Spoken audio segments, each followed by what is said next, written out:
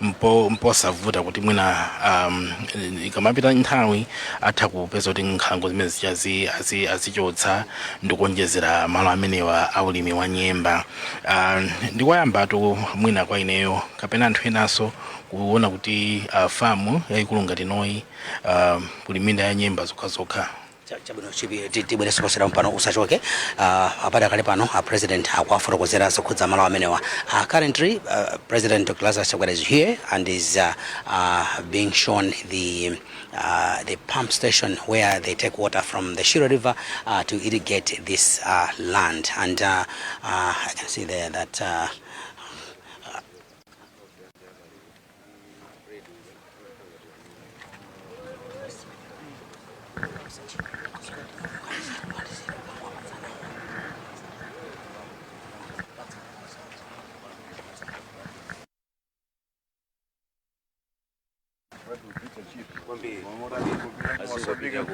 Kwenda notion nditu.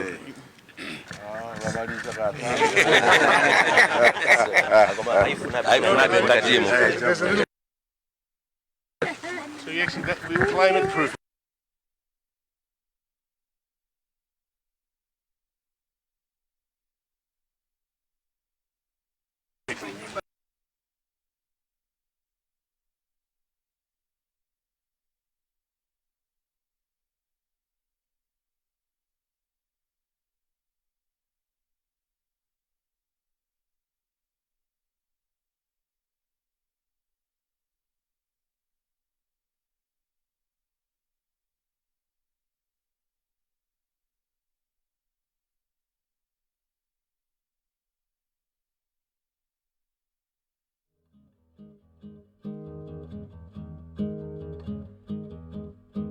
Kuti mazi kuti mbewu yathu isaonongeke zopita kuseriko ndikuoneseni mapampuso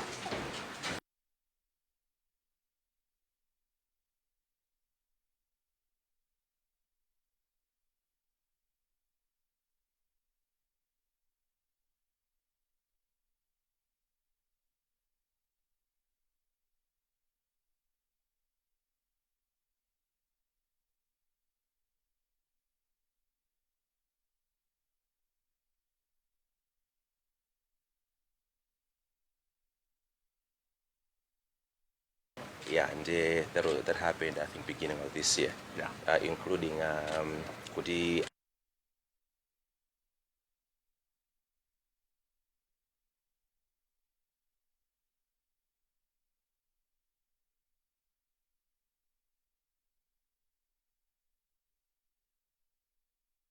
Tano report ilonera kuti zija manena zija tidakambirana kale motere.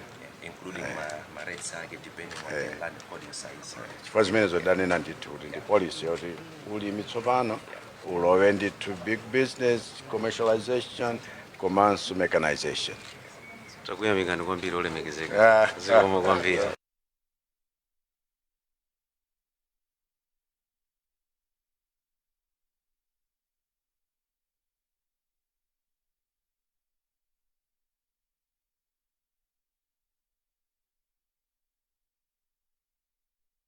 Yeah, ni mango ona.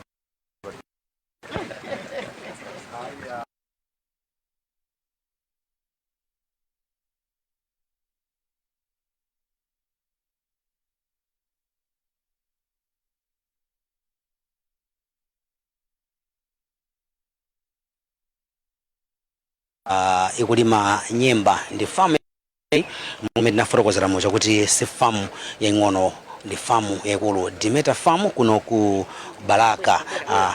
Iwowa ndithu ndi Amalawi ndithu amene akugwiritsa ntchito malo amenewa ulimi umenewu.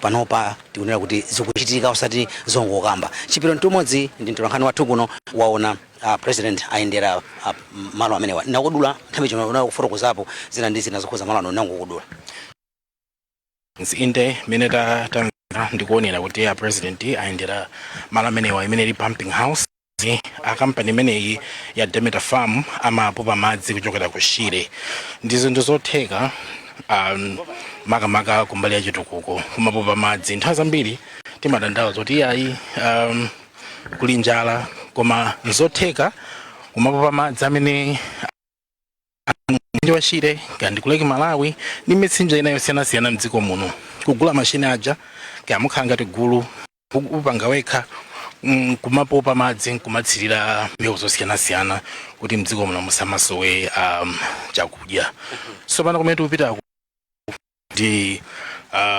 komanso akuchita ntchito ya ng'ombe ija nthawi tinaona ng'ombe kuti kuli ng'ombe zonenepa zamphamvu zambirimbiri ndi afuna akaone chana president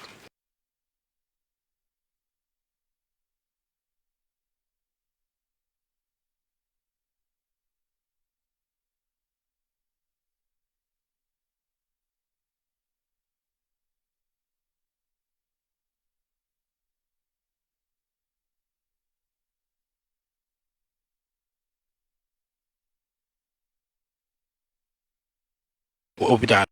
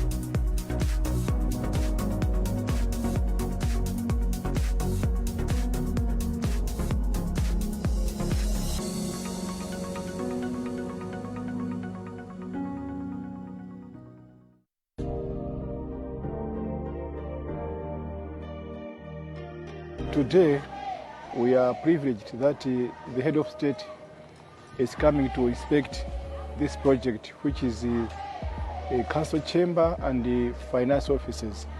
This project is being co-financed by Malawi government and the government of Iceland. This project comprises a chamber where we shall be holding our meetings with the councillors, but also comprises offices for the finance section. You know that under decentralization, all offices must be under one roof in order to improve coordination. So before this structure, we have offices scattered all over, and thus makes coordination very, very difficult. So once this block is completed, it will improve coordination.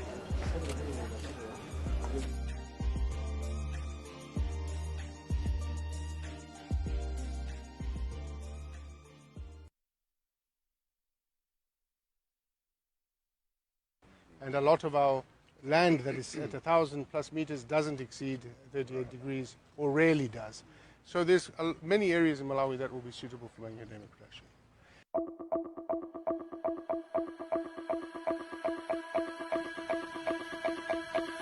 Kuno ndi kumene azathu akulima mbewu ya macadamia. Macadamia ndi mbewu imodzi imene tikupanga promote kwambiri ku Malawi kuti itithandize pa nkhani ya chuma kubweretsa ndalama za maiko akunja forex. Chimene tikulimbikitsira ma mega farm macadamia ndiyoti choyamba amakhala kuti akutenga malo akulu zimene zimathandiza so kwambiri kuti alembeso ntchito anthu ambiri, so pali job creation komanso productivity. Mteza ukafika Muhoba umayamba kuyenda umafika pachigayo ukamba kugaya umayenda so umafika pakonveya ukafika pakonveya umayenda so umafika so pakonveya ina imeti masankirayi ukafika pakonveya apa timasankha mteza umwe sunasweke ndiye umwe sunasweke timayika mbali imodzi womwe watseka timayika so mbali imodzi ndiye timasiya pa wabwino umene umayenda umafika pa matuma.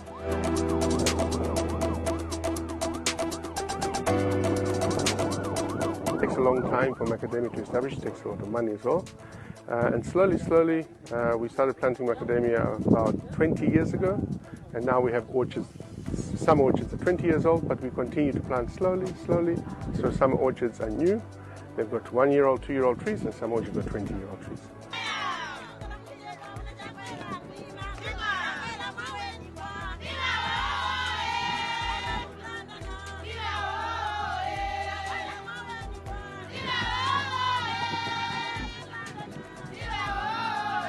It's, let's say, a highlight in our careers to have His Excellency visit us. It's an honor, it's a privilege to have His Excellency visit us.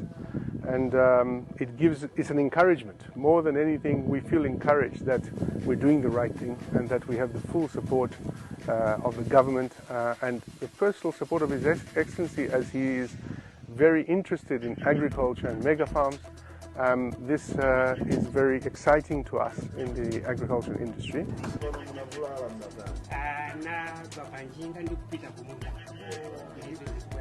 We were preparing for you, Your Excellency, and in our rush.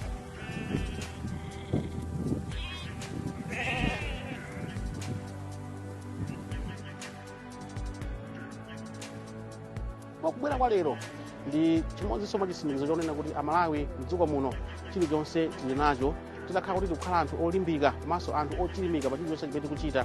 Amalawi dzikoli tikhoza kukhala anthu odzidalira mwatokha. Tikawonjezera ku productivity komanso job creation ndio titumizanso zimene tikolole kumene kwakunja zimene takhala tikufuna zizichitika kwambiri chifukwa macadamia pa mtengo wake tikagulitsa kumene kwakunja timabweretsa ndalama zambiri. Ife ngati unduna wa zaulimi tipitiriza kugwira ntchito ndi alimi onse amene akufuna kupanga ulimi wa macadamia cholinga tiwunikire zofunika zimene akuyenera kukhala nazo kapena ma incentive amene akufunika kuti tathandize komanso miseka ndi ambiri. Koma china chimene tikugwira nawonso ntchito alimi athu macadamia tikuonetsetsa kuti mafactory amene timaphwanya macadamia aja azipezeka malo osiyanasiyana kufupi ndi kumene kuli alimi chifukwa value addition ndi imene kufunika kuti tipange emphasize kwambiri cholinga ulimi upite mtsogolo kuno ku Malawi.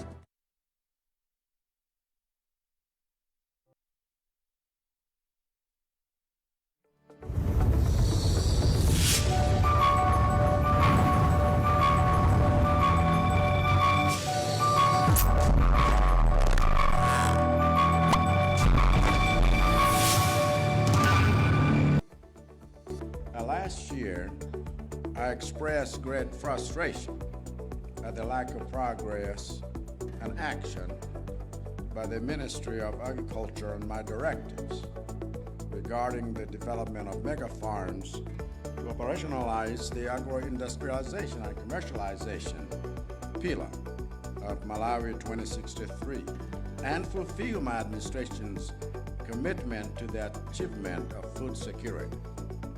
I'm pleased to see that the new political and technical leadership I put in place at the ministry has taken this assignment to heart.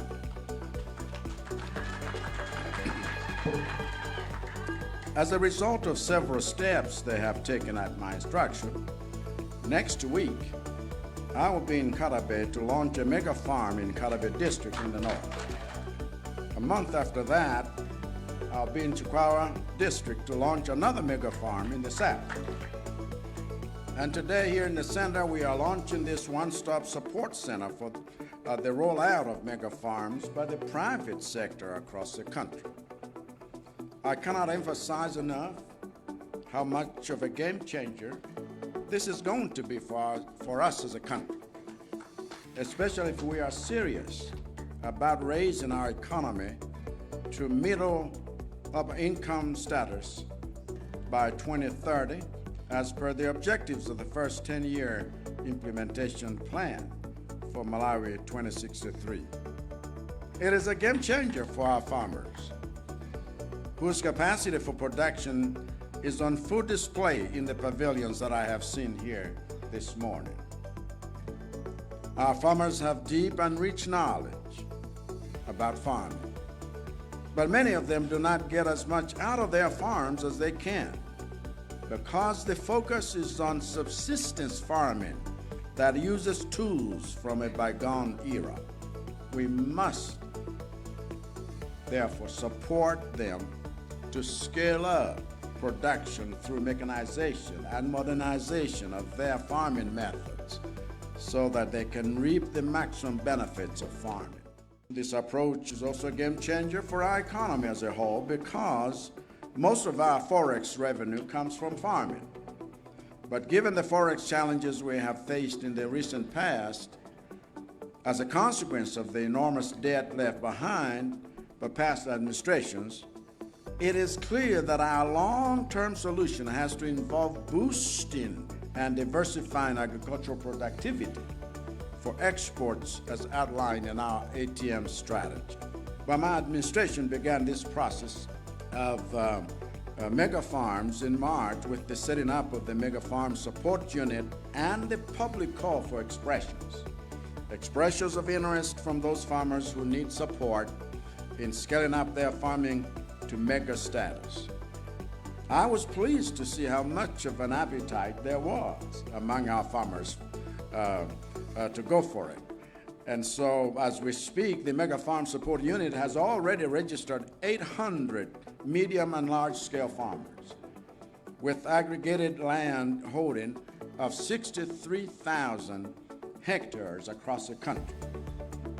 We are committed to identify export and domestic markets of various value chains like soya, beans, groundnuts, sesame, pigeon peas, and others. Through the Mega Farm Support Unit, we are also partnering with the Lilongwe University of Agriculture and Natural Resources, Luana, to offer our farmers technical support in business management skills and access to a database of skilled farm workers, machinery operators, and farm managers they can employ.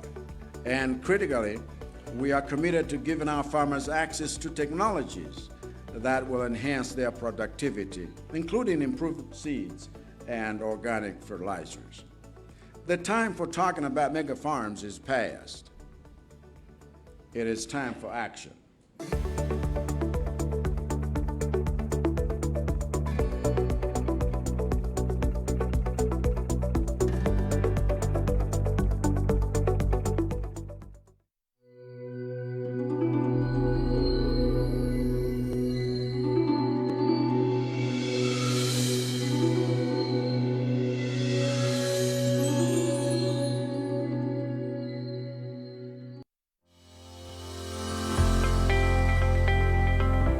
The D-Day. 18th April 2024. Agenda. Results of the National Survey on Access and Use of Information and Communication Technologies by Households and Individuals in Malawi 2023. Malawians trust us, they watch us, and they listen to us. From a news perspective, from a program's perspective, it means we need to up our game. For one to be a great champion, you have to compete. On behalf of NBC Radio 1, it means a lot. Just confirms what we have been through and through. It is settled. NBC TV has the highest viewership and NBC Radio 1 has the highest listenership in Malawi. We said it before and we are saying it again now. We broadcast to millions. Set your view bar beyond friends and family. Choose the market leader. Choose NBC.